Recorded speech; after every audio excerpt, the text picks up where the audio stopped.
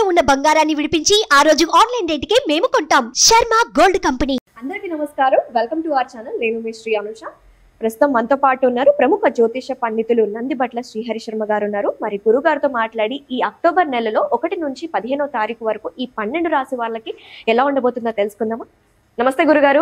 వాగర్థావివ సంపృక్తౌ వాగర్థ ప్రతిపత్తయే జగతః పితరౌ వందే పార్వతీ పరమేశ్వరౌ సదాశివ సమారంభాం శంకరాచార్య మధ్యమాం అస్మదాచార్య పర్యంతం వందే గురు పరంపరాం. ఆదిత్యాయ చ సోమాయ మంగళాయ బుధాయ చ గురు శుక్ర శనిభ్యశ్చ రాహవే కేతవే నమః. శృంగేరి జగద్గురు పీఠాధిపతులకి కంచి పీఠాధిపతులకి నమస్కారములు తెలియజేసుకుంటూ కార్యక్రమాన్ని ప్రారంభిద్దాం.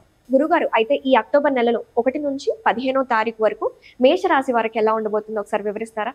మేషరాశి వారికి ఈ 15వ తారీఖు వరకు ఏ విధంగా ఉండబోతుందో తెలుసుకునే ముందు గ్రహ సంచారం తెలుసుకుందాం.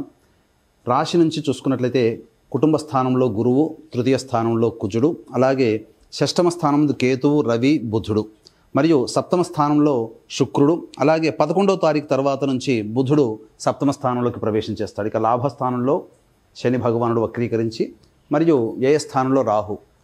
తర్వాత మనం చూసుకున్నట్లయితే ఈ మేషరాశి వారికి గతం కంటే కూడా ఎక్కువగా ప్రయోజనకరమైనటువంటి దిశగా వారి యొక్క జీవితం వెళ్ళబోతుందని చెప్పొచ్చు. అన్నింటా శుభ సమయం అనేటువంటిది మీ ముంగిట నిలుస్తుంది. ఇక ప్రధానంగా గమనించుకున్నట్లయితే గతంలో వచ్చినటువంటి ఇబ్బందులు ఏవైతే ఉంటాయో అవన్నీ కూడా ఈ అక్టోబర్ 15 లోపల మీరు పరిష్కారం చేసుకోవడానికి గ్రహ సంచారము అనుకూలంగా ఉన్నటువంటి సమయం, అలాగే దైవబలం అనుకూలము, అలాగే గ్రహ సంచారం కూడా అనుకూలంగా ఉన్నటువంటి కారణం చేత ఈ మేషరాశి వారికి అన్నింటా యోగదాయకమైనటువంటి పరిస్థితి ఉంటుందని చెప్పొచ్చు. పైగా సూర్యగ్రహణ ప్రభావము ఈ 2వ తారీఖు రోజున ఏర్పడబోతుంది. అయితే ఈ మేషరాశి వారికి సూర్యగ్రహణ ప్రభావం వల్ల అనుకోకుండా ఆకస్మికమైనటువంటి యోగదాయకమైనటువంటి పరిస్థితి గోచరమవుతుంది.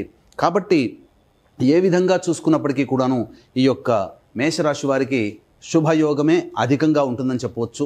అయితే యంత్రాలు, పనిముట్లు, వాటి వ్యవస్థలతో ఉండి పనిచేసేటువంటి వ్యక్తులు కాస్త జాగ్రత్తలు పాటించాలి. వాహనాన్ని నడిపేటప్పుడు కూడా జాగ్రత్తలు పాటించాలని చెప్పొచ్చు. ఇక ముఖ్యంగా గమనించుకున్నట్లయితే ఉద్యోగార్థులకి చక్కటి ఉద్యోగ అవకాశాలు వచ్చేటువంటి అవకాశాలు ఎక్కువగా గోచరమవుతున్నాయి.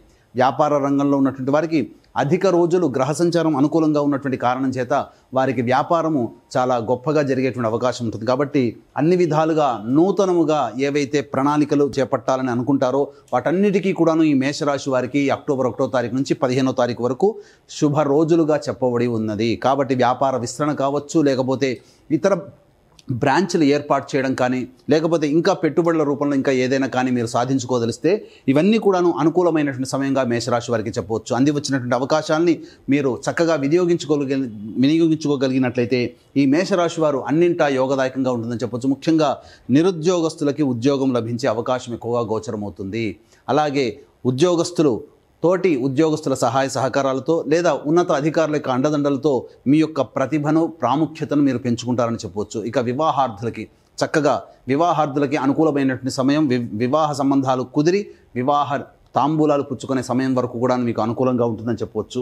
ఇక లాభస్థానంలో శని వక్రీకరించి ఉండడం, ద్వితీయ స్థానంలో గురువు, అలాగే లగ్నాధిపతి, రాశ్యాధిపతి అయినటువంటి కుజుడు తృతీయ స్థానంలో విక్రమస్థానంలో శుభస్థానంలో ఉండడం, షష్టమందు రవి, ఇన్ని రకాలుగా సప్తమందు శుక్రుడు మరియు బుధుడు కూడా రేపు 11వ తారీఖు నుంచి ప్రవేశం చేస్తాడు. కాబట్టి మోస్ట్ ఆఫ్ ద ప్లానెట్స్ 9 గ్రహాలలో అనుకూలమైనటువంటి రోజులు, అనుకూల గ్రహాలు ఎక్కువగా ఉండడం చేత ఈ మేషరాశి వారికి ఆనందదాయకంగా ఉంటుందని చెప్పవచ్చు. ఇక ముఖ్యంగా గమనించుకున్నట్లయితే ఏ రోజు ఏ విధంగా ఉండబోతుందనేటువంటి విషయాల గురించి తెలుసుకున్నట్లయితే 1వ తారీఖు రోజున ప్రధానంగా గమనించుకుంటే ఈ 1వ తారీఖు రోజున మీ యొక్క ఆరోగ్యం పట్ల జాగ్రత్త వహించాల్సినటువంటి పరిస్థితి. కాబట్టి మీరు చేస్తున్నటువంటి పనులలో ఒత్తిడి గురి కాకుండా చూసుకున్నట్లయితే మంచి రోజులుగా చెప్పవచ్చు. ఇక 2, 3 తారీఖులు, 4, 5, 6 తారీఖుల్లో చూసుకున్నట్లయితే ప్రధానంగా ఈ యొక్క మేషరాశి వారికి రాని బాకీలు వసూలు అవుతాయి. 2, 3 తారీఖుల్లో ధనాదాయం చక్కగా ఉంటుంది.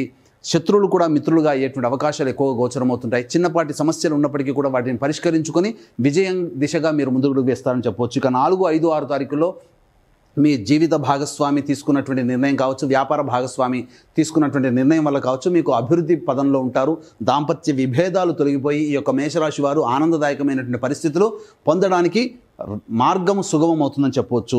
ఇక 7, 8 తారీఖుల్లో మాత్రం గమనించుకున్నట్లయితే ఆరోగ్యం పట్ల శ్రద్ధ వహించాల్సినటువంటి పరిస్థితి, అలాగే ధన నష్టం కూడా జరగబోతుంది. అలాగే మీరు ఇప్పటి వరకు ఈ 7, 8 తారీఖుల్లో ఏదైనా కానీ మీరు ప్లాన్ చేసుకున్నట్లయితే, అనగా ఖర్చుల విషయంలో ఏమైనా ప్లాన్ చేసుకున్నట్లయితే వాయిదా వేసుకోవడం మంచిది. ఎందుకంటే ఈ 7, 8 తారీఖుల్లో ఆకస్మికమైనటువంటి ఖర్చులు గోచరమవుతున్నాయి. మీరు ప్లాన్ చేసుకున్న ఖర్చులు ఆకస్మికంగా అయ్యేటువంటి ఖర్చులు తోడై ఇబ్బడి ముబ్బడిగా మీకు సమస్యలు అధికంగా ఉండేటువంటి అవకాశం ఉంటుంది. కాబట్టి జాగ్రత్త వహించండి.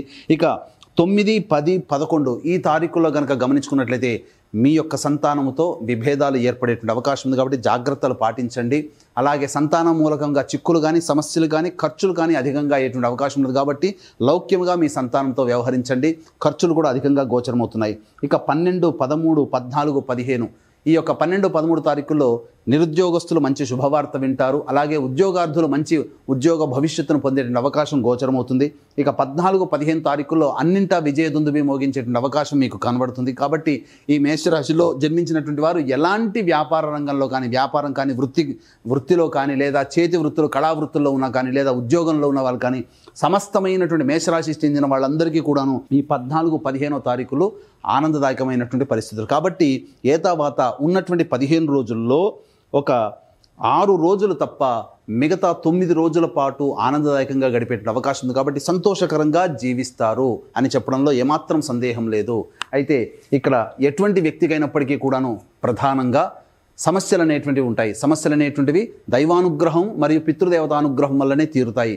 కాబట్టి అక్టోబర్ 2వ తారీఖు రోజున ప్రపంచవ్యాప్తంగా కొన్ని దేశాల్లో సూర్యగ్రహణం ఏర్పడుతుంది. మన దేశంలో ఆ యొక్క సూర్యగ్రహణ ప్రభావం 3వ తారీఖు రోజున ఉంటుంది. కాబట్టి 2వ తారీఖు రోజున భాద్రపద మహాలయ అమావాస్య. కాబట్టి దీన్ని దృష్టిలో పెట్టుకొని వీక్షించేటువంటి ప్రేక్షకులు గమనించాల్సినటువంటిది మహాలయ అమావాస్య సందర్భముగా మన పీఠం ఆధ్వర్యంలో ఈ యొక్క పిండ ప్రదాన కార్యక్రమం తర్పణాది కార్యక్రమాలు అనేటువంటివి సశాస్త్రీయంగా చేయించడం జరుగుతుంది.